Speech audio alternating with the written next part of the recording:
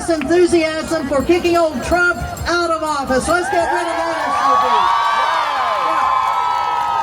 SUV. Well, when you look at what's been going on for the women of the world, I mean, International Women's Day, and we look what the plight of women is in Gaza. We look what it is in Ukraine, in Russia. When we look what in Sudan, when we look in the Congo, when we look in Israel, all of these places are suffering under the policies of the United States of America. Our support for terrible, terrible wars is killing women, children, and men everywhere. And as a former colonel or a retired colonel from the U.S. Army, I say we need to get out and close those military bases. We need to stop.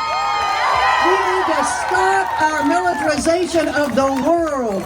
And we need to do it fast. So how many of you all have been to a military base close to New York City? Have you been there? Have you been there with some flyers to hand out to say, you in the military, you need to think about what you're doing? And that's a big one, because those kids can go to jail if they say, I'm not doing any of this shit anymore. And the same thing for the State Department. I was in the State Department for 16 years. I was a diplomat. I resigned 21 years ago before many of you all were even born, but I see a few that were about my age at that time. But when we look at people in the State Department who should be resigning because of these policies that the Trump administration has, and we had 13 people from the federal government that resigned during the Biden administration for the genocide, the terrible genocide that the U.S. complicit in the Israeli genocide of Gaza.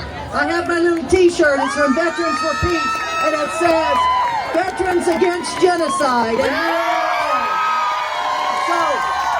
so look around you, talk to people that are around you. You figure out when the next time it is you're going to meet, when you're going to go knock on somebody's door, when you're going to say, what's going on here? We need to stop all of this fascism that's going on in the world. So thank you all, you Refuse Fascism, for being here to help organize it. Thanks for the Women's March that brought us down from Washington Square.